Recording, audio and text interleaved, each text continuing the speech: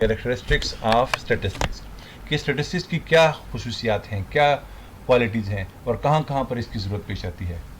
Statistics consist of aggregate facts. तो statistics जो है मजमूई तौर पर कुछ हक़ाइक़ पर मुश्तमिल है। The facts which can be studied in relation to time, place और frequency can be called statistics. यानी कि वो फैक्ट्स कि जिसका ताल्लुक टाइम के साथ हो, वक्त के साथ हो, प्लेस जगह के साथ हो या फ्रीक्वेंसी। अच्छा, अगर कोई भी डिजिट या कोई नंबर अकेला से पाया जाता है और उसका किसी भी दूसरी चीज़ के साथ, टाइम के साथ, प्लेस के साथ या फ्रीक्वेंसी या किसी और दूसरे वेरिएबल के साथ कोई रिलेशनशिप नहीं है, तो उसको हम स्टैटिस्टिक नहीं कहेंगे। A single isolated and unconnected fact और फिगर इज़ नॉट स्टैटिस्टिक्स। एक अकेला तने तनहा वाहिद एक लफ्ज़, इसको हम स्टैटिस्टिक नहीं कह सकते, because we can not study it in relation to other facts and figure. तो लिहाजा स्टैटिस्टिक्स होने के लिए ज़रूरी है कि उसका किसी दूसरे फैक्ट के साथ या फिगर के साथ रिलेशनशिप हो। ओनली एग्रीगेट ऑफ फैक्ट्स, यानी कि हमारे पास जो सिर्फ हक़ाइक़ के जो मजमूए हैं, मिसाल के तौर पर academic achievement of students, IQ of group students, weight of students in class, profit of firm etcetera और स्टैटिस्टिक्स। तो हम इन चीज़ों को, क्योंकि ये एग्रीगेट ऑफ फैक्ट्स हैं, मिसाल एकेडमिक अचीवमेंट्स ऑफ स्टूडेंट्स, ठीक है ना, तो एक मजमूई तौर पर एक कुली हैसियत रखती है कि academic achievement of students, IQ of a group of students, weight of students in class, profit of firm etcetera और called statistics. Multiple causes affect statistics. We cannot study the effects of one factor on the phenomenon only by the ignoring others. यानी कि यकीन नहीं हो सकता कि हम एक फैक्ट को तो माने लेकिन दूसरे को हम इग्नोर करें। टू हैव, इसके मुतालिक नीचे एग्जाम्पल भी दी हुई है, फिर आपको मैं बताऊंगा कि कैसे। To have a true picture we will have to study the effect of all factors on the phenomena separately as well as collectively, because effects of the factors can change with the change of place, time or situation. ठीक है, to have a true picture, हमें एक सही तस्वीर चाहिए, हमारे जहन के अंदर इसका सही इमेज बैठे, we will have to study the effects, तो हमने उसका इफेक्ट्स पढ़ना होगा, उसके इफेक्ट का मुताला करना होगा ऑफ ऑल फैक्टर, जितने भी फैक्टर्स हैं। अगर कोई चीज़ रूनमा होती है, आप एबनॉर्मली रूनमा होती है, तो आप सोचते हैं कि यह कैसे हुआ। On the phenomena means on the situation, separately अलग से as well as collectively, और इस तरीके से मजमूई तौर पर, because effects of the factors can change with the change of place, time, क्योंकि effect of factor जो होते हैं वो phenomenon के साथ चेंज होते हैं। मिसाल के वक्त, जगह की तब्दीली, वक्त की तब्दीली या सिचुएशन की तब्दीली, तो situation and phenomenon is same. मिसाल के तौर पर इन्होंने मिसाल दी है, we can say that result of class 10th in board examination does not depend on any single factor. यानी अगर एक तालिब इल्म या पूरी क्लास के 10वीं के तालिब इल्म अगर इम्तिहान में कामयाबी हासिल करते हैं तो उसकी कोई एक फैक्टर नहीं होता, उसकी कोई सिंगल वाहिद वजह नहीं होती, but collectively on standards of teacher.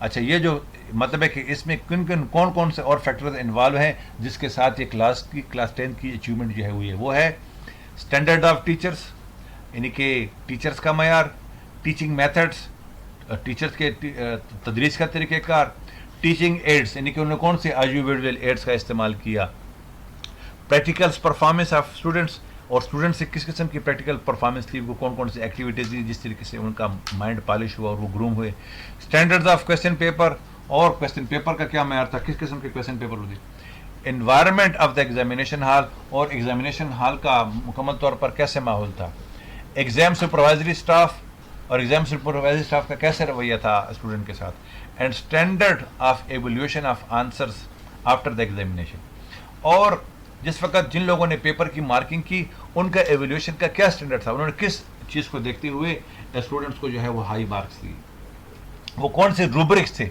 जिनको फॉलो करते हुए स्टूडेंट ने जो है मार्क्स लिए। Data should be numerically expressed, enumerated of estimated.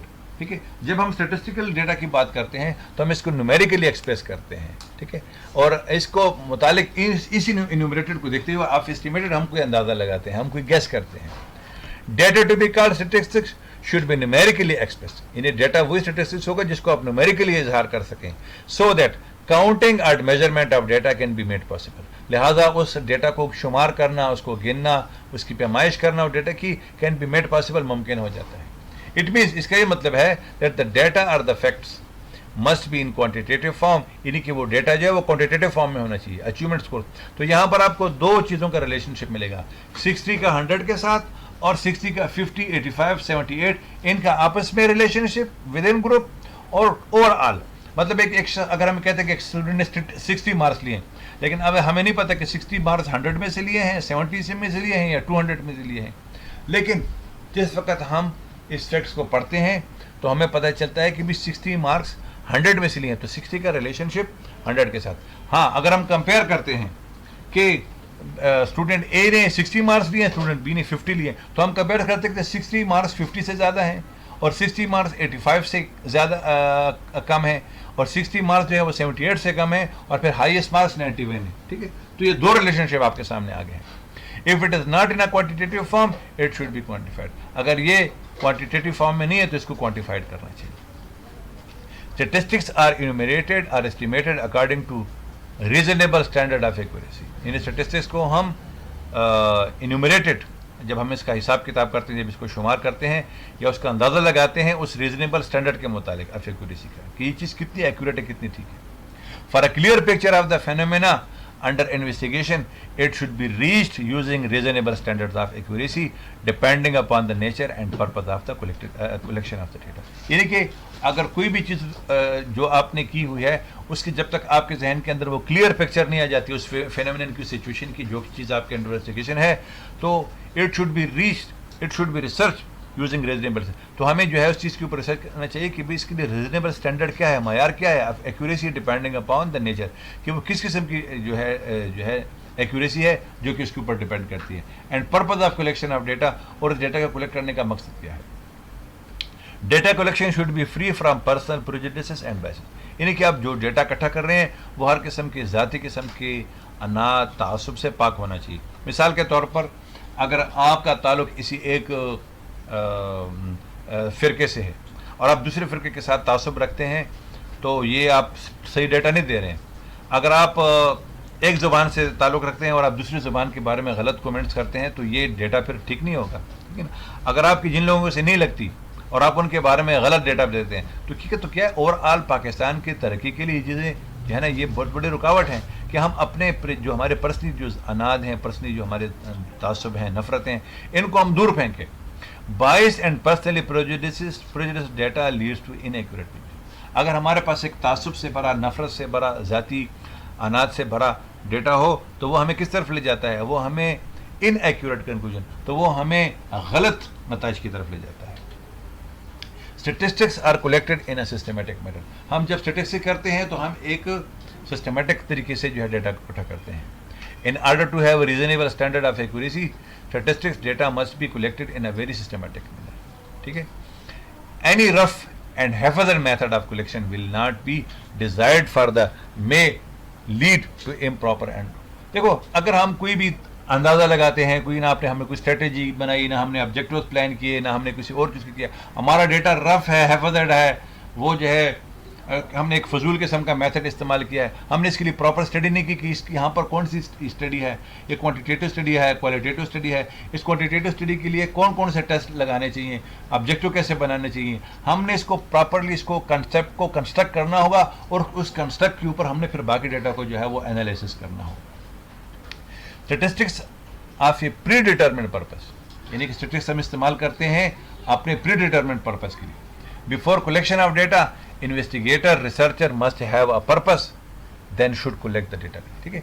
हम जब भी कोई डेटा करते हैं हमारा कोई मकसद होता है, हम स्टेटमेंट ऑफ द प्रॉब्लम में इन चीज़ों का जिक्र करते हैं, हमारे पास जो कंसेप्चुअल या थ्योरेटिकल फ्रेमवर्क होता है उस पर का जिक्र हम उसमें जिक्र करते हैं, हम उस रैशनल का जिक्र करते हैं कि हम जो डेटा करने जा रहे हैं हमारा मकसद क्या है। Data collected without any purpose is of no use. हाँ, अगर वो डेटा जो कि बगैर किसी मकसद के इस्तेमाल हो तो उसका कोई मकसद नहीं बनता। Suppose we want to know intelligence of section of people, ठीक है, हम एक सेक्शन ऑफ पीपल के लोगों की हालत के बारे में जानते हैं। We must collect data relating to IO level. ये IO लेवल नहीं, असल में ये IQ लेवल है। हम डेटा को उस IQ लेवल के मुताबिक जो है इकट्ठा करते हैं। And data relating to income, अगर डेटा कोई आमदनी से मुतालिक है, एटीट्यूड किसी रवैये से मुतालिक है, एंड इंटरेस्ट लेवल से मुतालिक है, of that group of people will be of no use. तो हमारा इन पर्सनल चीज़ों के साथ कोई ताल्लुक नहीं है, तो इसके इस्तेमाल की कोई ज़रूरत नहीं है। Without having a clear idea about the purpose, अगर आपको पास जो आइडिया है वो उसकी क्लियर पिक्चर आपके दिमाग में नहीं है, we will not be in a position to distinguish between necessary data and unnecessary. तो हम इस चीज़ में फ़र्क ही नहीं कर सकते कौन सा डाटा ज़रूरी था और कौन सा डाटा गैर ज़रूरी था, और रेलिवेंट या कौन सा चीज़ डाटा रेलिवेंट डाटा था और कौन सा इररिलेवेंट था, कौन सा मुतालिका था और कौन सा जो था वो गैर मुतालिका था। Statistics are capable of being placed in relation to each other. Statistic जो है इस काबिल बनाता है आपको कि आप इसका दूसरी चीज़ों के साथ रिलेशन बना सकें, ताल्लुक बना सकें। Statistic is a method for the purpose of comparison etcetera. Statistic जो है हम मवाजना करने के लिए, मकसद के लिए इस्तेमाल कर सकते हैं। It must be capable of being compared, ये अहल है कि हम इसको, ये इस काबिल है कि हम इसको कंपेयर कर सकें, मवाजना कर सकें। अदरवाइज बसूरत दिगर it will lose much of it significance, तो बसूरत दिगर क्या होगा कि वो अपनी सिग्निफिकेंस, अपनी अहमियत खो देगा। Comparison can be made only if the data are homogeneous, और कंपेरिजन उसी वक्त हो सकता है जब डेटा होमोजीनियस हो, similar or same type of population. मिसाल के तौर पर अगर हम कहते हैं कि अभी टीचर जो हैं ये एक होमोजीनियस ग्रुप है, ठीक है, अगर हम कहते हैं कि नहीं फीमेल टीचर, तो फीमेल टीचर एक अलग होमोजीनियस ग्रुप हो जाएगा, मेल टीचर अलग होमोजीनियस ग्रुप होता है, ठीक है। इस तरीके से एम्प्लॉइज, तो एम्प्लॉइज सारा होमोजीनियस ग्रुप हो जाएगा। लेकिन अगर हम उसमें ग्रेड लेते हैं, उसमें स्केल लेते हैं, तो वो एक ग्रुप हो जाता है। पश्तून कल्चर के लोग, पंजाबी कल्चर के लोग, सिंध कल्चर के लोग, तो ये अलग अलग होमोजीनियस ग्रुप हो जाएंगे। Data on memory test can be compared with IQ. हमारे जो आईक्यू टेस्ट है हम इसको आईक्यू टेस्ट के साथ लेवल कर सकते हैं। आईक्यू टेस्ट के अंदर वो फिक्स वैल्यू होती है जिसके मुताबिक हम बता सकते हैं कि इतने नंबर लेने वाले का लेवल क्या है, लो है, बिलो एवरेज है, स्टैंडर्ड है, गुड है, वेरी गुड है, एक्सीलेंट है या आउटस्टैंडिंग है। It is with the use of comparison only that we can illustrate changes which may relate to time, place, frequency और any other character, and statistical devices are used for this purpose. It is with the use of comparison, ठीक है। और जब हम मवाजने को करते हैं, जब मवाजने का तरीक़ाकार इस्तेमाल करते हैं, only that we can illustrate changes, तो हम जो है इसके अंदर जो है इसमें तब्दीली लाते हैं, which may relate to time, जिसका ताल्लुक वक्त के साथ हो, प्लेस जगह के साथ हो, फ्रीक्वेंसी के साथ हो, और एनी अदर कैरेक्टर या किसी और किसी खुसूसियत के साथ हो। And statistical devices are use for this purpose, और इस मकसद के लिए हम मुख्तलिफ स्टेटिस्टिकल डिवाइसेस जो है वो इसको इस्तेमाल करते हैं, ठीक है। आज का हमारा लेक्चर इसी तक था। अगर फिर भी किसी को कैरेक्टरिस्टिक्स ऑफ स्टैटिस्टिक्स की समझ नहीं हो तो वो जो है पूछ सकते हैं। तो इसके 7 पॉइंट्स हैं। Statistics consist of aggregate facts, multiple effect statistics, data should be numerically express, enumerated of estimated. Statistics are enumerated or estimated according to reasonable standards of accuracy. Statistics are collected in a systematic manner. Statistics for a predetermined purpose. Statistics are capable of being placed in relation to time. अच्छा, हमारा ये YouTube channel आपसे request है कि आप इसको subscribe भी कीजिए और बेल आइकन को भी प्रेस कीजिए ताकि आने वाली जो मज़ीद वीडियोज़ में रिसर्च से मुतालिक बनाऊँगा तो वो आपके साथ शेयर हो सकें।